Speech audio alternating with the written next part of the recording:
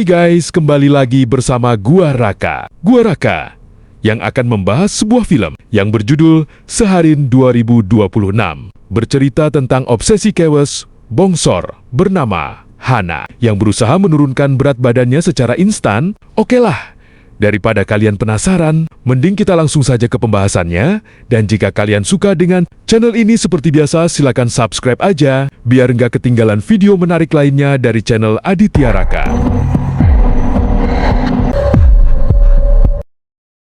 Film ini diawali dengan diperlihatkannya kawas bongsor keturunan Jepang bernama Hana yang melongo sambil melihat Buddy, Goals instruktur gym di tempatnya berlatih, di mana saat ini Hana sedang berusaha keras menurunkan berat badannya agar terlihat seksoi. Di malam harinya, mau gimana program dietnya tidak gagal. Kalau bokanya pun terlihat seabrek-abrek, lantas Hana yang belepotan, selai donat terlihat membuat rencana program diet baru untuk mencapai berat ideal 60 kilo. Di keesokan harinya, seusai latihan, Hana yang akan pulang ditegur oleh instruktur gamenya yang bernama Alana. Terlebih, ia menyadari jika bebe Hana tidak kunjung turun. Meski sudah latihan habis-habisan, lantas Alana yang ingin membantu menyarankan Hana untuk mengikuti kelas pelatihan ekstra yang akan ia buka dalam beberapa hari ke depan. Ia pun meyakinkan jika dalam 12 minggu, Hana bisa mendapatkan berat yang ia inginkan. Mendengar hal itu, Hana berusaha mempertimbangkan ajakan Alana. Di keesokan harinya, Hana yang merupakan seorang mahasiswa di kedokteran terlihat mengikuti kelas praktek bedah. Lantas, saat mendapat tugas untuk membedah jasad cewek, si dosen mengungkapkan jika mereka akan melakukan pembedahan pada jasad kadaver yang telah pihak kampus sediakan. Sontak Hana dan timnya melongo. Markibokholik yang dinamai Berta. Di tengah proses pembedahan seketika, Hana merasa syok saat melihat kesamaan kuteknya dengan jasad ini, di mana Hana semakin kepikiran. Jikalau dirinya tidak bisa menurunkan berat badan, mungkin nasibnya akan seperti Berta yang koit karena obesitas. Di malam harinya, Hana pun nongkrong di Ojones bar bersama teman lamanya yang bernama Melissa. Melihat Melissa yang kini memiliki body goals, Hana yang penasaran langsung menanyakan apa sih rahasianya. Lantas sambil memberikan obat diet, bukan foto jadulnya yang sangat subur.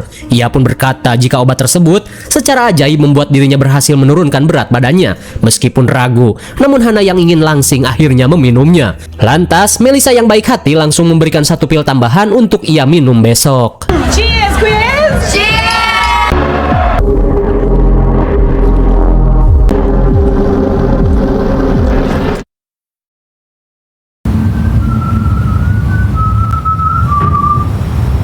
Di keesokan harinya, Hana langsung terbangun saat mendengar suara siulan yang terdengar begitu dekat.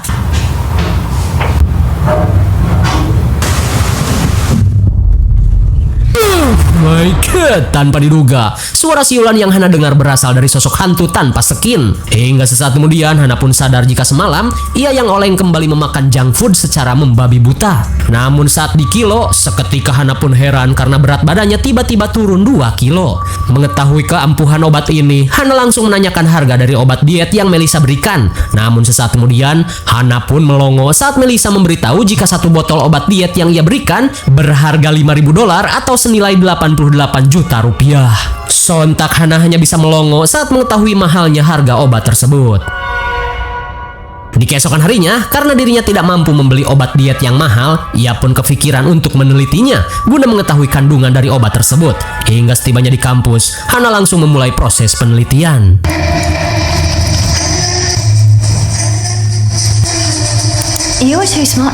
Dan setelah hasil pengujian keluar, Hana pun hanya bisa melongo saat mengetahui jika obat tersebut terbuat dari abu mayat.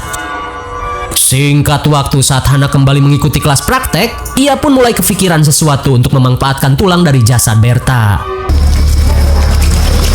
Hingga selesai praktek, Hana bergegas memungut tulang dada Berta yang ia buang.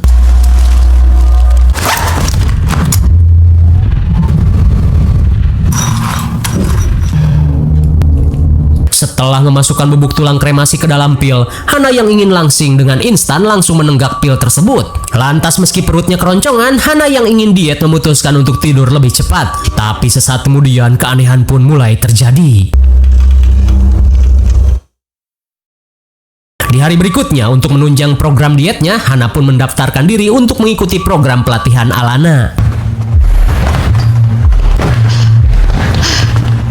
Finish strong. Good job, everyone. Meskipun ripuh, Hana pun berhasil menyelesaikan latihan di hari pertama.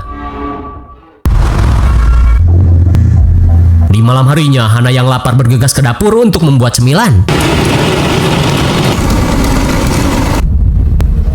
Namun sesaat kemudian, Hana pun merasa ngeri saat melihat bayangan juri markibok yang ngejogrok di apartemennya. Di tengah keanehan yang terjadi, Hana pun merasa jika dirinya hanya mengalami halusinasi karena kecapean. Singkat waktu, dengan banyaknya persediaan obat abu manusia, Hana pun terlihat bebas memakan segala macam yang ia inginkan tanpa takut gendut.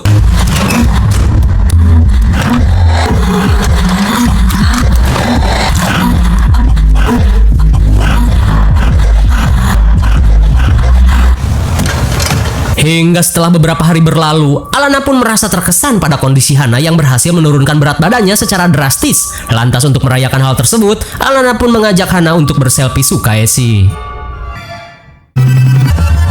Di malam berikutnya, Hana yang sedang melihat postingan seketika panik saat melihat juri si subur ini kembali menampakkan diri. Kemudian, Hana yang berusaha melihat secara jelas bergegas mengambil cermin. Namun setelah dicek, ia pun menyadari jika juri ini hanya terlihat di pantulan benda cembung. Alhasil ia menggunakan sendok untuk melihat wajah si juri.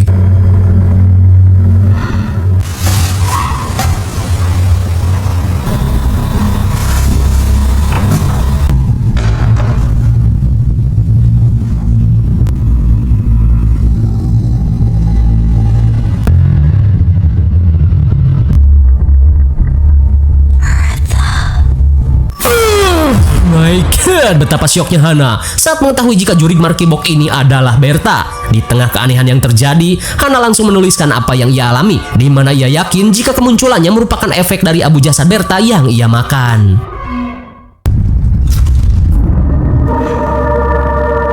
Setelah mengenyangkan diri, Hana yang kepoloran terlihat mengalami erep-erep alias ketindihan.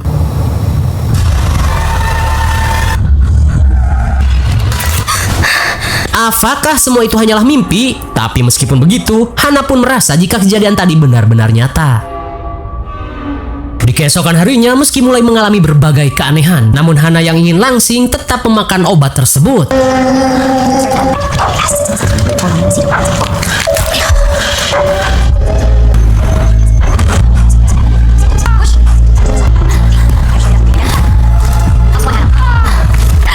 Amazing. Singkat cerita, setelah 6 minggu melakukan kebiasaannya, Hana pun semeringah saat berhasil menurunkan berat badannya sebanyak 20 kilo. Hingga di siang harinya, setelah melihat penurunan berat badan Hana yang drastis, Alana yang merasa janggal menduga jika Hana melakukan sesuatu yang ekstrim untuk diet.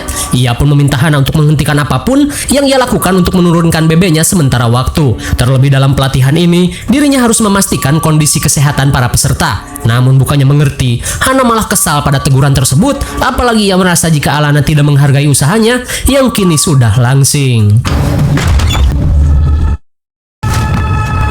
Sepulangnya ke apartemen, Hana yang kecewa terlihat uring-uringan dan langsung mencabut jadwal program latihannya. Tapi tiba-tiba, seakan merasa lapar, si juri markibok ini seolah meminta Hana untuk makan. Di tengah keheranan, ia pun langsung memakannya.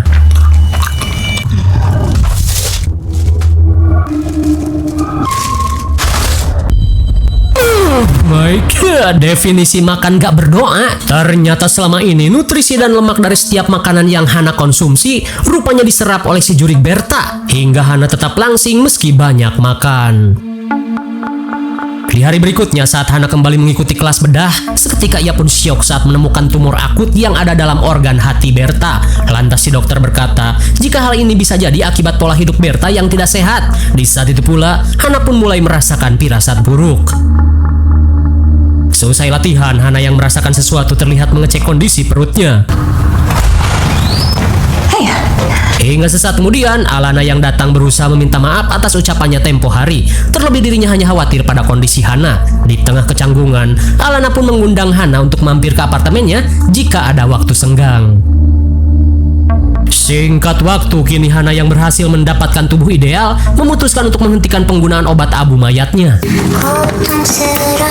Tak cuman itu, Hana yang berusaha hidup sehat terlihat membuang semua cemilannya dan beralih ke makanan-makanan sehat. Setelah selesai membuat makanan sehat, Hana yang sedang nyekrol Instakilos ketika heran saat pintu kulkas tiba-tiba terbuka dengan sendirinya. Dirasa Jurik Berta sedang kelaparan, ia pun langsung mengeceknya menggunakan sendok. Dan benar saja, Berta kembali muncul dan mengajaknya untuk markibok. Di tengah ketakutan, Hana yang ingin hidup sehat berusaha untuk mengabaikannya.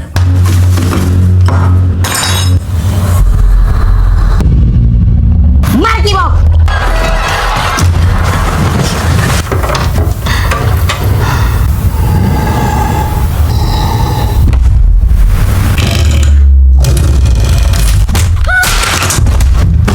Saat keanehan semakin ekstrim, Hana yang ketakutan berusaha untuk tidur.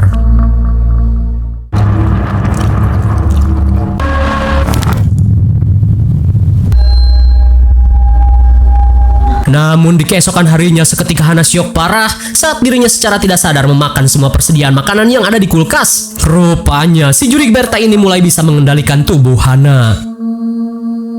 Di siang harinya, akhirnya Hana kembali menemui Melissa. Ia pun langsung menanyakan dari mana Melissa mendapatkan pil dietnya. Terlebih setelah dirinya melakukan penelitian, pil diet yang Melissa berikan terbuat dari abu mayat manusia. Sontak Melissa pun syok parah saat mengetahui hal tersebut. Lantas, Melissa pun akhirnya curhat karena memang setelah meminum pil tersebut, dirinya sering mendengar suara seseorang yang bersiul. Namun Melissa berkata, jika suara siulan tersebut menghilang setelah dirinya berhenti mengkonsumsi pil diet. Mendengar hal itu, Hana pun menyadari jika tindakannya yang serampangan meminum abu mayat telah membuat Jurik Markibok menyatu dengan dirinya. Di sore harinya, Hana pun syok saat diberitahu si dokter jika saat ini Hana memiliki tumor di area hati. Seketika Hana pun teringat dengan tumor yang terdapat pada jasad Berta. Namun untungnya, si dokter memberitahu jika tumor ini jinak, di mana Hana cuma disarankan untuk menjaga pola makannya. Di malam harinya, Hana yang paranoid memutuskan untuk begadang di lab. Terlebih jika ia tertidur, sudah dipastikan Jurik Berta akan mengendalikan tubuhnya untuk markibok.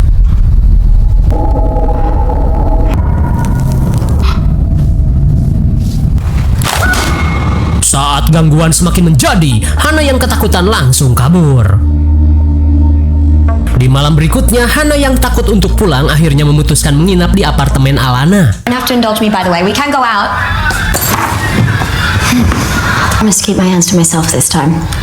Namun setelah menenggak bir peletok, tiba-tiba saja hasrat najis mereka terkoneksi untuk beradu celengan. Hingga setelah melakukan tindakan jolim, Alana yang kelelahan terlihat tertidur lelap. Namun beda halnya dengan Hana, setelah tenaganya habis, tiba-tiba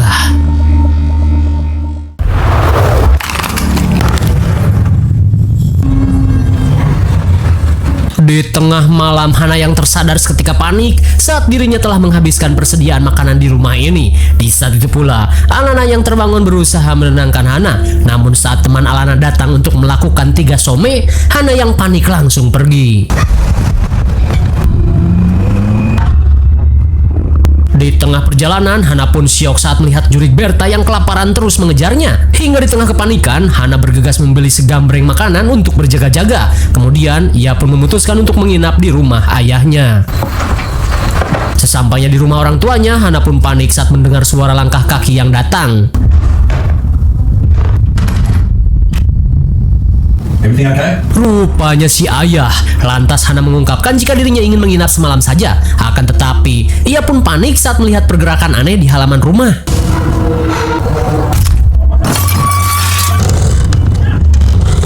Di tengah ketakutan, Hana yang tidak ingin celaka langsung menuruti keinginan si Jurik Berta yang memintanya untuk markibok.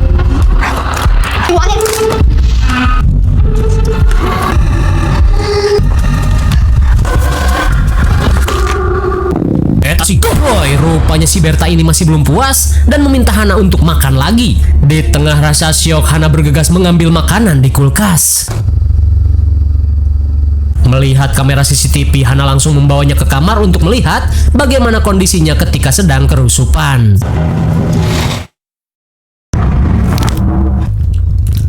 Di keesokan harinya, setelah tanpa sadar memukbang semua makanan, Hana yang penasaran bergegas mengecek rekaman CCTV.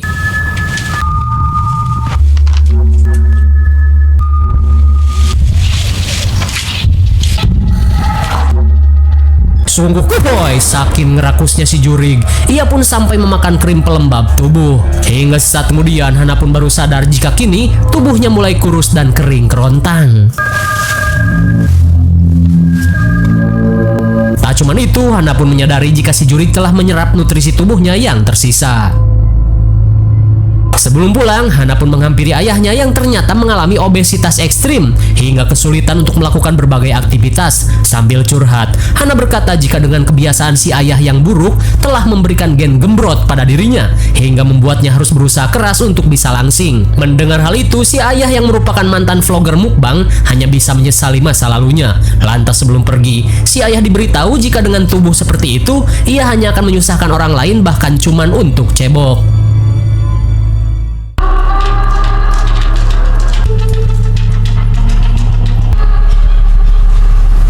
Setibanya di perpus kampus, Hana langsung menceritakan apa yang ia alami pada Josie. Dimulai dari memakan abu mayat Berta sampai ketempelan yang saat ini ia alami. Sontak Josie pun syok parah saat mendengar pengakuan Hana yang begitu di luar nurul. Lantas sambil memberikan selosin sendok, Hana berkata jika Berta hanya bisa dilihat melalui cermin dan benda cembung. Kemudian, Hana yang berusaha membuktikan ucapannya, meminta Josie untuk melihat ke sudut ruangan melalui pantulan sendok. Namun karena tidak menemukan apapun, Josie merasa jika Hana mengalami kehaluan akibat diet ketat yang ia jalani. Sontak Josie pun melongo saat melihat keanehan yang terjadi. Menyadari Jurig Berta sedang lapar, Hana langsung mengajak Josie pergi ke kantin. Setelah menghabiskan 5 porsi makanan, Hana menjelaskan jika Berta akan tantrum parah jika dirinya tidak memberikan nutrisi lewat makanan, di mana Jurig Berta yang menempel pada dirinya seperti parasit yang memakan tubuhnya secara perlahan. Singkat waktu setelah Josie mempercayai ucapannya, Hana berniat untuk pulang dan mengambil sisa abu Berta yang tersimpan di apartemen.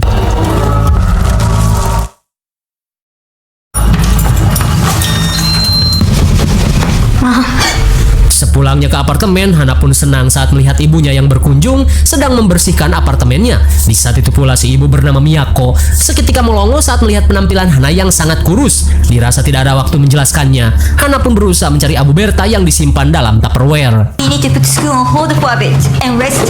I've never seen you so thin. No. What did you do? Melihat wadah abunya yang kosong, si ibu memberitahu jika ia sudah membuangnya. Setelah menemukan bungkus abu yang dibuang, Hana pun panik saat merasakan kehadiran Berta yang kelaparan.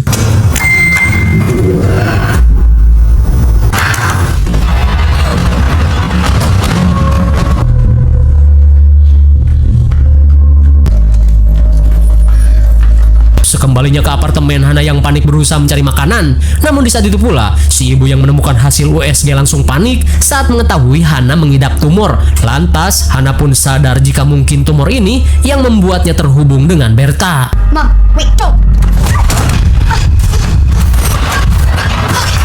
Di tengah kekacauan, Hana meminta Berta untuk usaha dan cari makanan sendiri. Tapi tiba-tiba,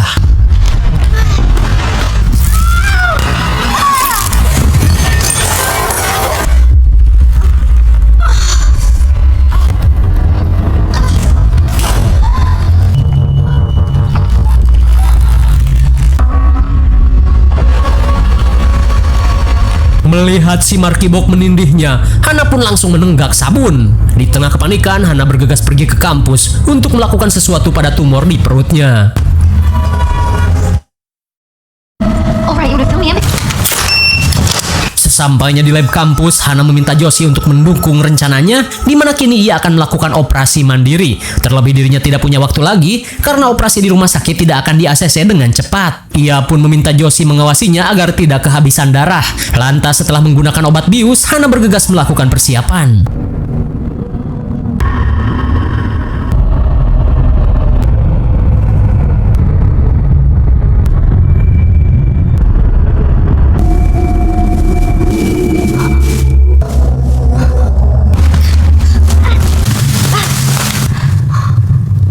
Bagaikan anime Naruto di sarang Kyuubi, kini Hana berada di alam si Jurig Markibok, yaitu tempat pembuangan sampah.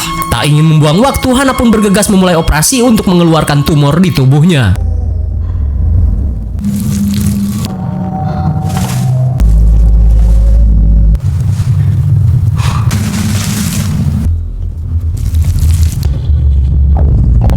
Seiring Hana berusaha mengeluarkan tumor, si jurig Markibok terlihat semakin menampakkan diri.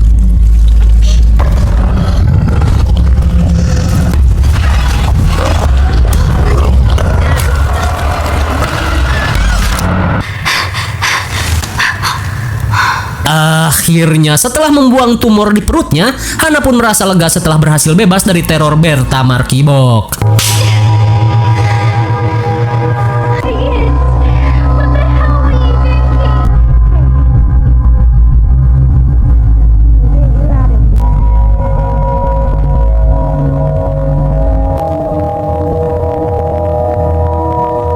Kembali ke alam nyata, Josie yang panik berusaha menghentikan pendarahan yang dialami Hana. Di saat itu pula, Hana pun merasa lega karena kini ia sudah terlepas dari bayang-bayang jurig Berta yang doyan Markibok.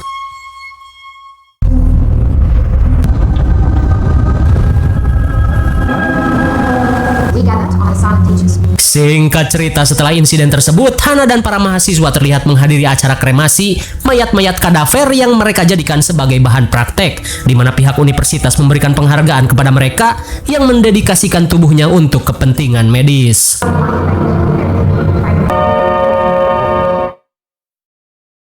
Seusai menghadiri acara kremasi, sambil membawa segambreng makanan, Hana terlihat mendatangi apartemen Alana untuk mengganti semua makanan yang telah ia habiskan. Namun Alana yang merasa puas oleh servis Hana berkata jika Hana tidak perlu repot-repot. Lantas Alana langsung mengungkapkan keinginannya, di mana ia ingin mengajak Hana untuk kumpul monyet di apartemen ini untuk selamanya.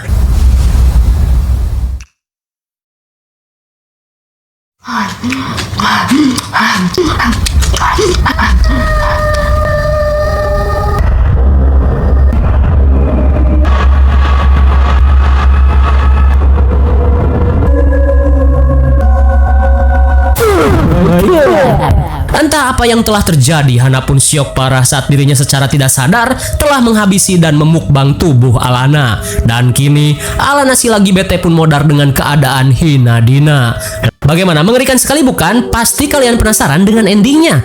Ini mah teori saja. Dilihat dari mata Hana ketika sedang memakan Alana, sudah dipastikan jika Hana tidak kerusupan. Lantas apa yang terjadi? Bisa saja Hana yang terbawa suasana malah melampiaskan nafsunya dengan cara memakan Alana. Entah itu muscle memory bawaan saat dirinya sering kerusupan jurig Markibok, atau memang saat ini Hana memiliki kelainan yang membuat nafsu makannya tidak terkontrol bahkan sampai menjadi kanibal. Tapi bagaimana menurut kalian? Tulis di kolom komentar.